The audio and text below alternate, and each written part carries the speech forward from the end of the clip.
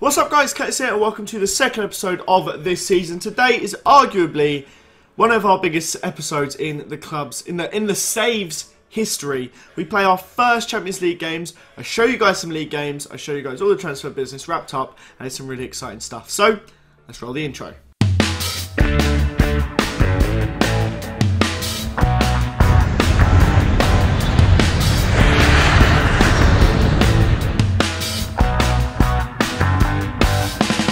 Okay, I'm afraid nothing really changed in terms of incomings, outgoings. A couple players basically just left on loans. All these guys went on loans. I think you'd seen a few of them. Dave DeWitt went, which would be quite good. And then Federico Molina, we managed to get 100k a month for him again. He looks like he's going to be a really exciting player, but as it stands, he's literally 8th in the pecking order. So he's not really going to get any game time for us this season. But I think if he does grow, he's 22, but with that potential, it still looks like he's going to grow, and his development seems quite exciting too. So hopefully he keeps going up. But we've managed to get 100k a month for him for the season, so that's 1.2 mil as well. And bear in mind, he's only valued at 2.5. We've basically got his full money in 2 seasons alone, so I can't complain at all. So today we have fixtures against Lokomotiv Moscow at home, and then a game against Copenhagen. I know it's like Copenhagen, but I'm going to say Copenhagen because I'm pretty sure that's literally where they're based. I might just be being ridiculously stupid here, but I'm pretty sure that's right. We seem to have a ridiculous run of TV games, so we're getting a nice bit of money. But what we're going to do is the next few episodes will basically be like Lokomotiv Moscow and that, and then it'll be Man City and Rubin Kazan, and then it'll be Sporting and Amkar, and then we'll see how the league's going. We'll probably miss the second Copenhagen game, but I wanted to basically show you guys as many Champions League games as possible because that's what the focus on this season is about. So you can see here, our start to the season actually could have been a little bit better.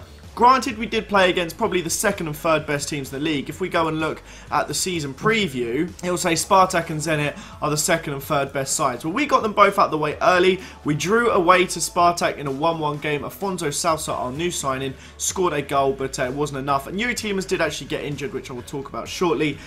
In that time, we kind of slightly outplayed them, but it was a very, very close game, and a 1-1 was a fair result, I guess. Away from home, against the second best team in the league, you can't complain. Then we did actually lose to Zenit, which was a bit more frustrating. 19 shots to 7. We had a lot of long shots, even though I have working the ball, working to the box on. Like, we had double their passes. It was just a bit of an annoying one, but I'm quite happy that despite playing against those two teams, literally like the 2 best teams in the league other than us, we're still kind of there and thereabouts. The only worry is that Rubin Kazan have won all 6 games. Now, they haven't really played against anyone too great, but they finished second in the league next season, so we can't, last season, so we can't write them off completely, and we do play against them soon. So that'll make for a really exciting doubleheader next episode, playing against who are currently the team that are currently unbeaten. So our side, as it stands, will be this for the Lokomotiv Moscow game. I'm going to not really make too many changes so far because Lokomotiv Moscow are a big team, and I don't want to risk us getting top 2 by just throwing out young teams so early on. Maybe later on in the season we can afford to do it, but right now we can't. So our starting 11 is going to be Akinfeev in goal. I've replaced Matrushkin with him for a little bit. Just keep mixing it up for them until Zotov joins. Kuznetsov is at right back because I'm going to be saving Rapalini for the Champions League. Myasnikov and Murray, obviously, are 2 centre-backs. Murray's still a little bit annoyed about not being able to leave to join Man City, but he'll have to get over it. Marcos Alonso at left back, McNamara in DM, Sergi Dada and Djorkaev as the middle 2. Alberto Salsa is propping up the 2 strikers. He's doing very well for us this season. And then Shelander and Yuri Demin up top. Shelander's having a really good season. Yuri Tielemans has a bit of a knock still. I think he'll be back for the City game. Whether or not he'll start, not the City game, the Copenhagen game. Whether or not he'll start, we don't know. But that was a lot of talking to start off the episode. So let's actually rock into the match. We played against these guys last season. They are pretty decent. Of course, our goalkeeper is on loan at them, but he's not eligible to play in this game. They've got Hervin Ongenda, who's pretty solid. Putin gave us some troubles, and they've obviously got Justin Cliver on the right side. It's Justin, isn't it? Not Jordan. They have a chance early on, but it is pushed out wide for a corner kick. Cliver does whip in the cross. I'd be surprised, yeah. I did think the highlight was going to end quite soon. We do actually have quite a tight... Oh, that was quite lucky. We do have a tied centre-back partnership. So maybe at half-time, if things are going well, I'm going to take one of them off for Sanchez. But a lovely free kick there from Salsa. He's had a lot of free kick efforts rattle off the bar I've seen so far. I assume this took a deflection on the way through. It did.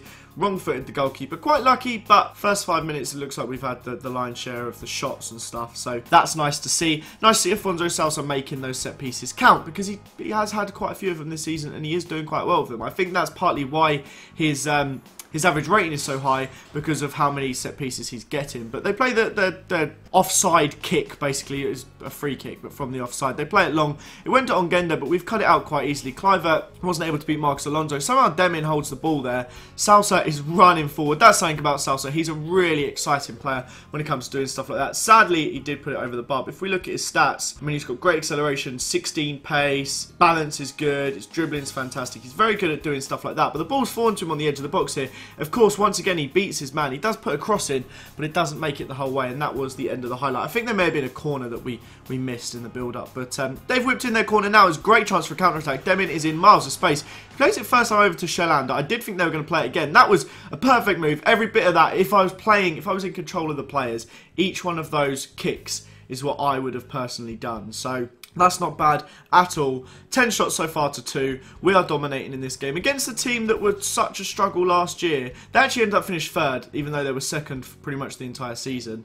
Rubin Kazan beat them in the end. But this is a great start, and that means we can actually take off Murray at half-time. I know he's going to have like slightly poorer morale for the Champions League game, but I want him to be as fit as possible. Kuznetsov has the ball now coming forward. He plays to McNamara. McNamara loves a long shot. He scores a lot of them. And he definitely takes advantage of that. It does say at the bottom that it was a total fluke. Did it take another deflection? He's probably scored 4 long shots for the club, and they've all taken a deflection on the way through. I don't know if that did or not. It might have done. It looked a little bit like it, but not going to complain. 3-0 now. That means we can basically just go on to lower tempo. In fact, we can take a breather. Everyone can just chill out, really, because I don't want anyone to get injured or tired ahead of the Champions League game. It's the first Champions League game as a manager, so it's quite important. Forget that your rubbish Europa League game. We've got a penalty. But yeah, forget the Europa League game, the group stage we played when we first joined. That doesn't count. We didn't earn it, and we didn't enjoy it. Europa League goes in the bin. This is our team now. This is like, we earned this Champions League place. And yeah, we want the team to be as fit as a fiddle going into the first game. I'm going to keep Yuri Demin on because I want to keep him happy. Who else can we bring on? I think I'm going to rest Salza and just bring on Kotov. And maybe we'll bring on Osipov for Shelander. He scored 2 goals, yet was only on a 7.4. That's bizarre. Never seen anything like that before. But we'll bring on a few of our Russian blokes, and now 4-0, we can just kind of see it out nice and easily. Dada's coming forward now. I'm pretty sure this is going to be for the full-time whistle, and it is 4-0. Lovely, lovely stuff. Hopefully, we can start to get the morale up of Demin and Murray. I know we subbed off Murray, but they seem to be very miserable because I didn't let either of them leave. But, like, it's happened now. They need to kind of get over it, really. Murray, he's still performing, though. That's the only thing. Even though his morale's low, he's on a 7.13. It's not too bad. Demin's getting a few assists. Shelander's doing fantastically. He's on 7 in 7. Salsa, you could say fair play to him. He's done a good job of replacing Carlos Alenia with still room to grow. You can't really moan at that, can you? Sorry, guys. I found this quite hilarious. Arsene Wenger is still the manager of Arsenal in 2022. What? How is he still the manager? They've dropped down to 5th. So the seasons on the game were 3rd, 4th, 5th. It's obviously going to be 5th this season. Well, they're actually 3rd. But how is he still the manager? That doesn't add up. How has he not been sacked? What's the squad looking like? Honestly, I think our squad's actually better than this. They've got Kelechi and Acho down here. They've got like Iwobi, who's supposed to be quite good. They've got Victor Lindelof. They've got Lukaku, Adrian Silva, Miguel Cardoso. A lot of Portuguese players in the side. Andrew Robertson, I've always signed him. It's not really that good, is it? Mesut Ozil's now valued at 2.7 mil. That's quite funny. I might sign him, actually. But yeah, not sure about that. Why is he still at the club? But he was moaning about the flipping loan agreement. But get on with it, mate. Of course, our luck. Sergi Dada gets a damaged heel after jumping to challenge for the ball during a training session today. So hopefully Yuri Tielemans is back fully fit, because he wouldn't be needed tomorrow basically to replace Dada. So I think Salsa might be able to stay behind the striker, and we'll play Tielemans in central midfielder, which is his preferred role, really. It's quite nice that for once he'll actually get to play there. He's probably quite excited about it. Alright, so we've actually met them in the past, apparently. It was a draw, and then Copenhagen won the other one. So we've got our work cut out. Did we play them in the Europa League that season when I was here? Let me just do this to make it easier. Europa League. So I took over, I think, about here. And I got to play against Feyenoord, Midtjylland, Marseille twice. Okay. The fact that Tikomarov played and scored 3 goals in that time and now he's like our 4th choice striker, that's madness to me. Like Lucas Alario came on and Tikomarov came on in both games. That's just mental. Back when we had Roman Eremenko as well. Do you remember him? What a man. I'm just going to scout him for the banter. Right, we're going to look at our team real quick. In comes Yuri Tielemans. We do have to sharpen up the bench slightly, so I will make a couple quick changes. Yeah, I think this is what we're going to go for. In the midfield, I'm going to swap these 2 round. Djorkaeff can be the deeper one and he can be advanced playmaker. Djorkaeff can be support actually. That's what he's going to... No, he's going to stay on deep line. We need to be sensible. I would ideally be able to play Dada right there, but he's not really fit enough. I don't know if it's worth... Is it worth... Do you know what? I'm going to give Arturo Vidal a start here as a ball-winning midfielder. Could be risky. I feel like we need a little more guile in the midfield, and we don't need as many Russian players today, so... the starting 11 is going to be Rapalini coming in for just his 2nd start of the season ahead of Kuznetsov.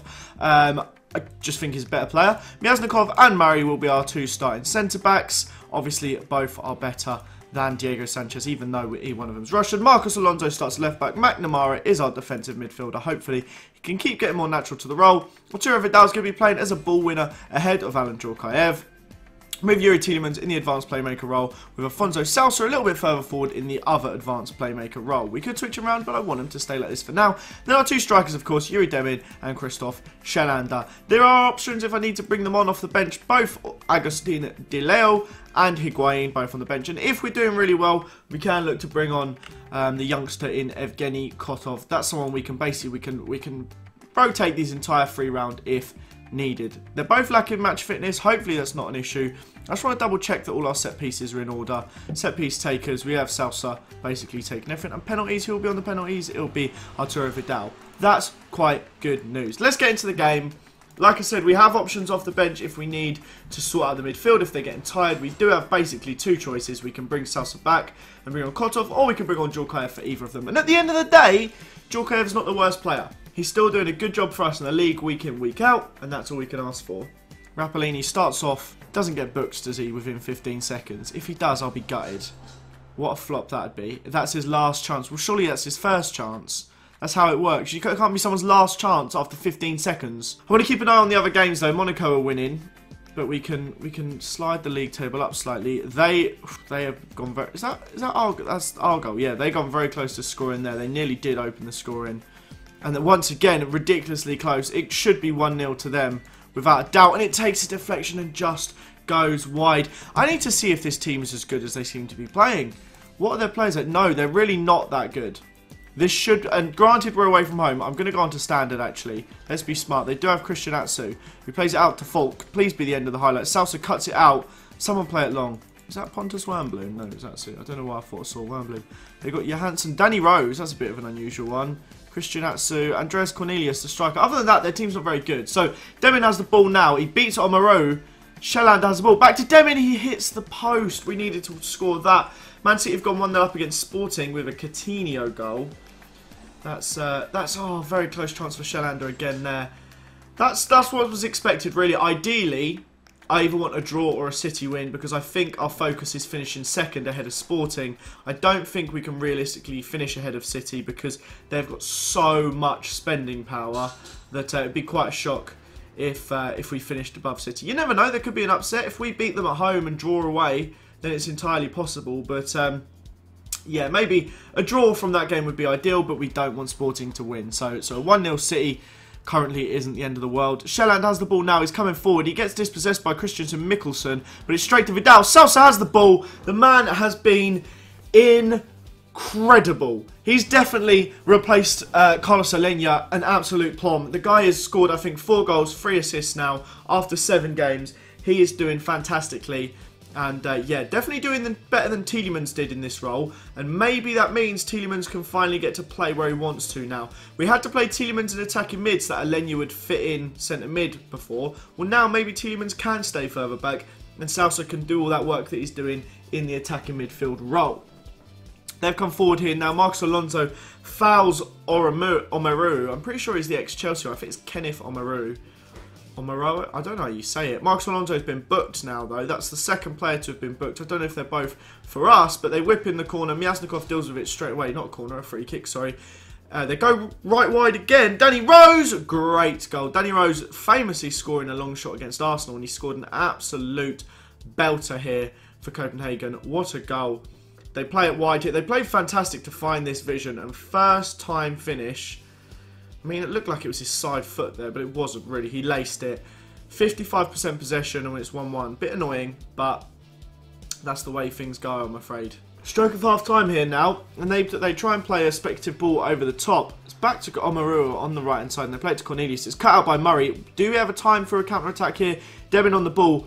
He doesn't manage to beat number 13, but he plays it back. Is this going to be the half-time, or are we going to have one more chance? Demin looking dangerous here. He plays it in. Shellander! The goalkeeper makes an enormous mistake to parry it out to Shellander, and literally on the stroke of half-time, Shellander gets his 8th goal in 8 games. Man City are currently, where are they? They've scrolled down a bit. Man City is still 1-0 up, I believe. But very, very lucky goal there for Shellander, but we're not going to complain. We have deserved it. We've had 1 clear-cut chance and 2 half chances, whereas they've just managed a long shot. So I'll take this. We're winning away from home. Any win away from home, even if it's 1-0, whatever it is, no matter what the goal difference differential is, a win's a win away from home. They actually messed up their free kick there. I was yawning, so I couldn't talk over it, but Cornelius does well to flick the ball over. Myasnikov, of course, cuts it out. The man is a beast. Marcos Alonso plays it into Salsa. He's doing his usual, just dangerous run forward. That's what you get from him. And I'm not sure how that was a highlight, to be honest, because Demin apparently played the ball to Shellander, but it just looked like a rubbish pass. Is that the end of the highlight or not? Vidal on the ball. He's going to get sent off. Are they going to send off Momkilov? They have. It's a second yellow card. Momkilov, they're down to 10 men now, Copenhagen. We are in fantastic positions here. It's looking exciting. Don't really know what changes to make, though. I think I'm going to sub off Marcos... I didn't put the left back on the bench. I was going to sub off Marcos Alonso so he didn't get a second yellow. But I'm not sure what to actually do. I might bring on Djurkaev, you know, because he is a little bit more defensive and Tielemans is looking quite tired. So maybe some more fresh legs in that midfield now will help us just overrun it, really, because we clearly are the better team in the midfield now that they're a man down. They've made 3 subs to try and fix it. I want to see their formation. They're playing a 4-3-2. So they're not really going to be looking too dangerous. The goalkeeper plays it short, which is a surprise for a side that you'd think they'd just play it long and try and smash and grab. But it could work out here. I don't know if that's Jeffrey Schlupp. It'd be funny if it was, playing in the Champions League. Fleming coming forward now. Great save by Akinfire. Very, very easy. Not too much work for him to do. Do you know what? It may only be 2-1. I'm going to make one more change here. I'm going to bring on... we can play Salsa as a deep line playmaker. That's lovely. We're going to bring on Kotov, actually. Bit bizarre. But he's just going to play in that hole now. And we're going to allow Afonso Salsa to be a little bit deeper. And just sit back a little bit more for now. Just a bit more passing in the midfield, you know. A bit more guile. And then we have the youngster getting a debut in the Champions League. It always means a lot to a player. Usually find their value goes up if they get a Champions League game. City is still winning. We whipping the cross here. Demin, Myasnikov somehow puts that over the bar. City are 3-0 up. Red Bull Leipzig are winning with, I think that's Moises Keane. That is Moises Keane. Wow, he looks good. He scored for them. They've actually been put through here. Fleming, they've equalised. With 5 minutes to go. Sorry, I don't want to watch that because I want to make changes. With 5 minutes to go, somehow they've pulled an equaliser out here. That is a little bit worrying. I'm just going to go to a 4-3-3. Don't judge me too much. Because I just want us to score. That's quite worrying. We've been dominating them. We have the extra man. I'm going to go control because I think we can still win the game if we play attacking football. More direct passing. We've got flipping...